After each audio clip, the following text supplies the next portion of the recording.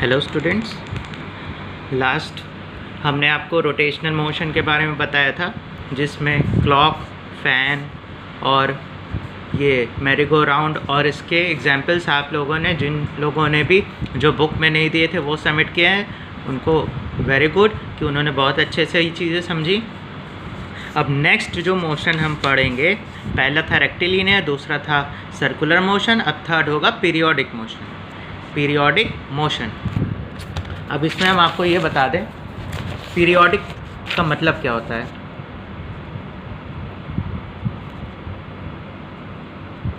Periodic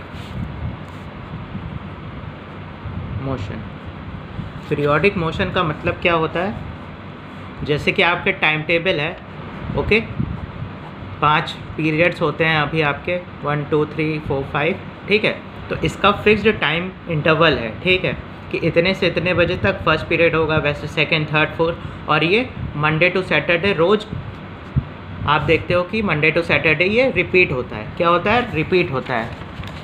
तो एक तरह से हम ये कह सकते हैं कि ये एक रिपीटेड मटेरियल है, रिपीट होता रहता है कोई भी चीज़, तो उसे वो पीरियोडिक कहलाता है, ठीक है। वैसे ही अगर मोशन हो, कोई ऐसा मोशन हो बार बार वो रिपीट हो रहा हो, उस टाइप का मोशन रिपीट हो रहा हो, तो हम उसे पीरियोडिक मोशन कहते हैं, ओके। जैसे कि एक घड़ी हो गई, ठीक है, क्लॉक, क्लॉक का क्या काम है, ठीक है, 24 आवर्स की या 12 आवर्स होते हैं, ठीक है। एक घड़ी में, ये आपकी घड़ी है, ठीक है,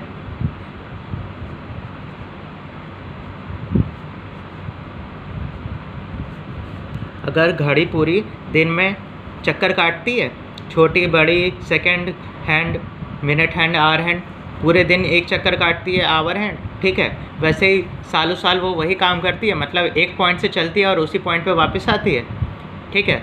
तो अगर वो चीज़ बार बार हो रही है तो वो एक पीरियोडिक मोशन है। यहाँ पे आप देख सकते हैं अपनी बुक में, the motion which repeats itself after regular interval of time is called periodic motion. Regular interval of time is very important.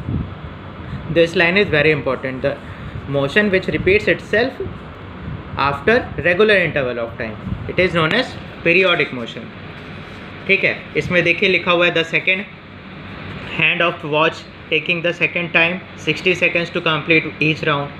Seconds hand क्या करती है, 1 मिनट में 60 सेकेंड्स होते हैं, 60 सेकेंड में 1 मिनट, एक राउंड वो कंप्लीट करती है, और हर राउंड में 60 सेकेंड होते हैं, ठीक।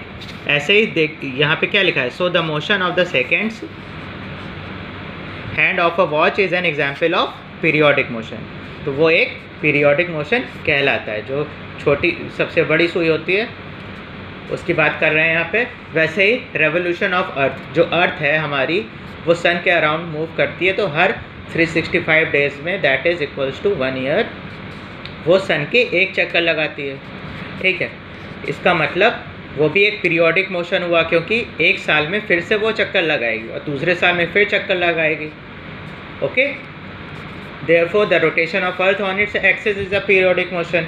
अर्थ क्या करती है, 24 आवर्स में एक रोटेशन कंप्लीट करती है, डे और नाइट हो गया। जैसे सुबह, अभी जैसे क्लास का टाइम होता है तो सुबह होती है, फिर शाम होती है, फिर रात होती है, फिर सुबह होती है, शाम और रात, तो वो रिपीटेड मोशन है, that is known as periodic motion. और ये सारे मोशंस जो रिपीटेड होते हैं, ये सब पीरियोडिक मोशन के अंदर आते हैं। एक कॉन्सेप्ट इसमें आता है पेंडुलम का, ओके। पेंडुलम क्या होता है, कुछ नहीं, एक सिंपल सा, अगर यहाँ पे फिक्स्ड सरफेस हो और एक स्ट्रिंग ले हम और एक बॉल को लटका दें, ठीक है। इस बॉल को, ये मेटल की बॉल होती है, ठीक है, मेटल की ना हो आप घर पे भी देख सकते हो, वैसे साइंटिफिकली ये मेटल की बॉल होती है, इसे कहते हैं बॉब, BOB, बॉब। ये है थ्रेड, ठीक है, और ये यहाँ से टाइड है।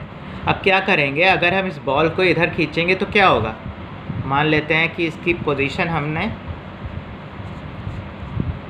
यहाँ पे कर दी, ठीक है, तो क्या होगा, ये बॉल वापस जाएगी, ये बॉल वापस जाएगी, इस पोजीशन में जाएगी और फिर यहाँ पर जाएगी, मतलब जो इसकी फाइनल पोजीशन होगी वो कहीं यहाँ होगी, ठीक है,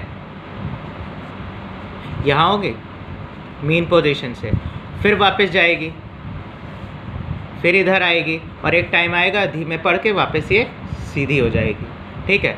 तो इसका मतलब ये एक टाइम इंटरवल में ऐसे ऐसे जा रही होगी। आप लोगों ने कई घड़ियों में भी ये पेंडुलम को देखा होगा, इसे पेंडुलम कहते हैं। क्या कहते हैं? पेंडुलम।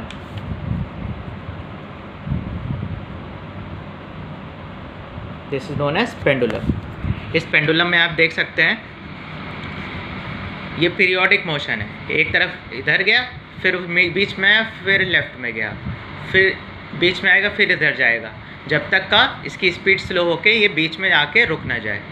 और ये भी एक पीरियोडिक मोशन है क्योंकि फिक्स्ड टाइम में ये यहाँ जा रहा है, फिर यहाँ आ रहा है, फिर जा रहा है यहाँ पे एक्सट्रीम पोजीशन से। ये जो दो पोजीशंस है कहलाती हैं, ये एक्सट्रीम पोजीशंस कहलाती हैं। और ये कौन सी पोजीशन होती है? Main position. This is extreme position. आपका एग्ज़ाम में ओके ये पेंडुलम का डायग्राम और ये क्या बॉब होता है, थ्रेड होता है, एक्सट्रीम पोजीशन कहाँ होती है, ये कौन सी पोजीशन है? ये मीन पोजीशन है, ओके।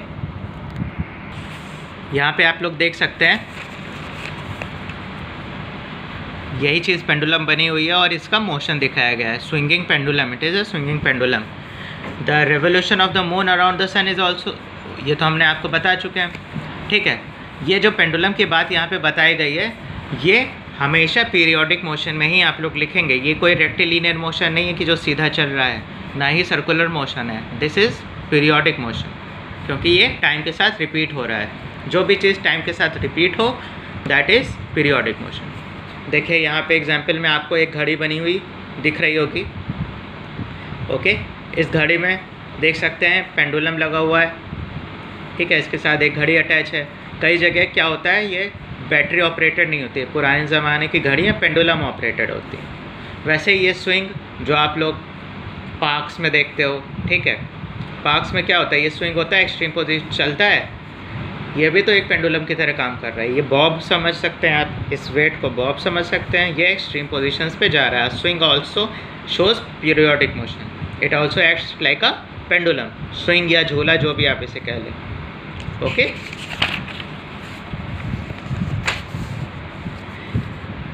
ये जो है, ये आपने म्यूज़िकल इंस्ट्रूमेंट देखा होगा कई जगह पे, बुक्स में, मूवीज़ में, इसे सितार कहते हैं, ओके। और ये जो सितार होता है, ये पीरियोडिक मोशन कैसे करता है? ये पीरियोडिक मोशन ऐसे करता है क्योंकि अगर आप इसका एक स्ट्रिंग ले लें, एक दो स्ट्रिंग होता है, वो ऐसा होगा। अगर आप मान लें दो नेल्स के बीच में एक रबर बैंड स्ट्रेच करें और रबर बैंड को बीच से ऐसे पुल करें, तो ऊपर नीचे होगा ना बहुत तेज़ी से, इसको वाइब्रेशन कॉज हो रही है, ठीक है। ये भी मोशन पीरियोडिक मोशन हुआ क्योंकि मेन पोजीशन तो स्ट्रिंग की ये थी और ये कुछ इस पोजीशन पे और इस पोजीशन पे डिस्टर्ब करने के बाद मोशन कर रहा है ऊपर नीचे, ठीक है। जब एनर्जी कम हो जाएगी वापस ये सीधा हो जाएगा।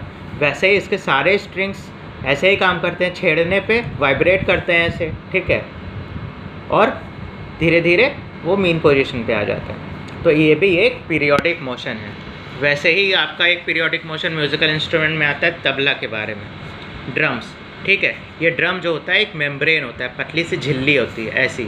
जब हम इसको पीटते हैं, इस पे जब हम पीटते हैं तो इसके ऊपर जो मेम्ब्रेन होती है पतली सी, वो ऊपर नीचे वाइब्रेट होती है। उस वाइब्रेशन की वजह से इसके ड्रम के अंदर जो हवा होती है उससे ये साउंड प्रोड्यूस करता है और उससे जो आवाज़ आती है वो हमें म्यूज़िक के तौर पे सुनाई देता है। The drum tabla has stretched membranes और स्किन्स। ये जो मेम्ब्रेन होती है, स्किन या मेम्ब्रेन कुछ भी कह लें, ये भी पीरियोडिक मोशन कॉज करती है। पीरियोडिक मोशन की वजह से ही ये तबला वर्क करता है। तो अगर आपके एग्जाम्पल में कोई भी म्यूज़िकल इंस्ट्रूमेंट आता है, तबला हो गया, सितार हो गया, गिटार हो गया, वायलिन हो गया, ठीक है, ऐसी चीज़ें पीरियोडिक मोशन में आती हैं। अब आप लोग जहाँ पे आपने रोटेशनल मोशन तक का रेक्टिलिनियर और सर्कुलर मोशन लिखा था, उसके नीचे आप लोग हेडिंग डालेंगे पीरियोडिक मोशन और डैश करके उसका डेफिनेशन प्लस जो एग्जाम्पल्स इस बुक में नहीं है। आप अपने मन से बनाओगे एग्जाम्पल्स, सोच करके लिखना, क्लॉक और स्विंग का तो एग्जाम्पल इसमें दिया है, तबला का भी दिया है, तो जो एग्जाम्पल इसमें नहीं है वो आप लोग लिखना। Okay, thank you everyone.